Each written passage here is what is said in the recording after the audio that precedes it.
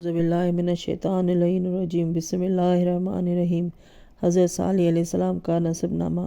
مولانا یعقوب چرکی کا بیان ہے کہ حضرت صالح علیہ السلام 9 پشتوں کے ذریعے سے حضرت نوح علیہ السلام تک پہنچتے ہیں، یعنی آپ کا سلسلہ نسب 9 واسطوں سے حضرت نوح علیہ السلام سے ملتا ہے۔ آپ کا نسب اس طرح ہے کہ صالح بن عبید بن اسف بن ماس بن عبید بن آزر بن سمود بن عامر ابن ارم ابن سام بن نوح علیہ السلام۔ حضرت صالح علیہ السلام نہایت خوبصورت تھے۔ ان کا چہرہ سرخ سفید تھا، ان کے بال بالکل سیاہ تھے، قد نہایت مناسب تھا، ان کا سینہ چوڑا تھا، داڑھی مناسب تھی اور بدن دہرا تھا۔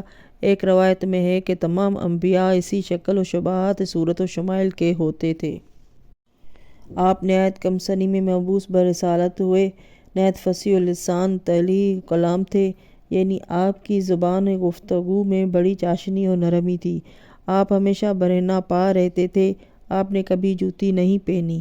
آپ نے تا زندگی اپنے لیے کوئی گھر نہیں بنایا، ایک مسجد میں رہتے تھے اور اسی میں عبادت کیا کرتے تھے۔ وہ مسجد صالح علیہ السلام کے نام سے مشہور ہے۔ آپ حضرت نوح علیہ السلام کی شریعت پر عمل کرتے تھے۔ تجارت آپ کا پیشہ تھا۔ جب عبادت سے فرصت پاتے تھے تو تجارت کرتے تھے۔ معوذ کے شائق تھے، اکثر موعظ فرمایا کرتے تھے۔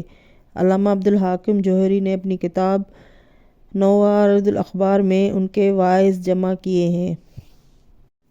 جب قوم سمود کی سرکشی حد سے بڑھ گئی اور ان کا فتنہ و فساد اور نمرود بہت زیادہ نمایاں ہو گیا تو خداوند عالم نے ان کی اصلاح کے لیے انہیں میں سے حضرت صالح علیہ السلام کو مبعوث برسالت فرمایا۔ بعثت کے وقت حضرت صالح علیہ السلام کی عمر 16 سال کی تھی اور ایک روایت کے بنا پر آپ 40 سال کی عمر میں مبعوث ہوئے۔ ایک روایت میں ہے کہ آپ کی بعثت کی پیشن گوئی حضرت ہود علیہ السلام نے فرمائی تھی۔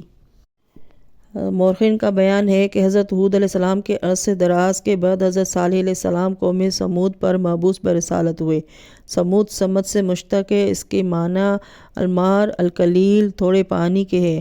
یہ قوم سمود بن عابر بن ارم بن سام بن نوح کی اولاد سے تھی اور حضرت ہود علیہ السلام کے چچا زاد بھائیوں پر مشتمل تھی۔ یہ لوگ بروایت طبری عاد ثانی کہے جاتے تھے، یعنی حضرت ہود علیہ السلام کی قوم کو عاد اولیٰ، حضرت صالح علیہ السلام کی قوم سمود کو عاد ثانی کہتے تھے۔ عاد اور سمود چچا زاد بھائی تھے۔ جس وقت عاد اولیٰ پر عذاب نازل ہوا تھا اس وقت عاد ثانی یعنی قوم سمود مقام ہجر میں مقیم تھی، جو حجاز اور بلاد شام کے درمیان واقع ہے۔ جب قوم عاد بالکل تباہ برباد ہو گئی اور ان کی ساری زمین خالی ہو گئی تو قوم سمود نے اس پر قبضہ کر کے اسے آباد کیا۔ بروایت تفسیری مدارک التنزیل ان کی عمریں کم از کم 600 سال اور زیادہ 1000 سال کی ہوتی تھی۔ انہوں نے اس زمین پر آبادی کے لیے مکانات بنائے، لیکن ان کے مکانات ہمیشہ گر جایا کرتے تھے۔ یہ حال دیکھ کر لوگوں نے پہاڑوں میں مکانات کی تعمیر شروع کی اور اسے نہایت مستحکم بنایا۔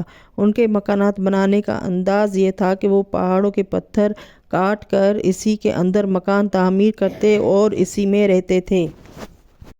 نہایت قوی، تندومند اور مضبوط لوگ تھے۔ طبری سے معلوم ہوتا ہے کہ جس سرزمین پر قوم سمود مقام ہجر سے جا کر آباد ہو گئی تھی، اس سرزمین پر عاد کے دوسرے بنی امام، جرہم، نعمان وغیرہ بھی یمن سے جا کر آباد ہو چکے تھے۔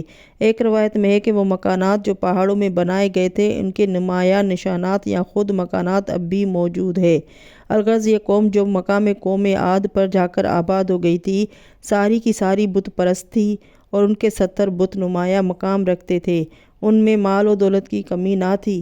یہ بڑے آسودہ حال تھے اور نہایت وسعت و فراغی کی زندگی بسر کرتے تھے اور سخت سرکشی اور نمرود و عصیان و فساد میں مبتلا اور مشغول رہتے تھے۔ اللہم صلی علی محمد و آل محمد۔ ناظرین، آپ کو میری ویڈیو اچھی لگے تو لائک اور سبسکرائب کر دیں۔ اگلی ویڈیو تک کے لیے اللہ حافظ۔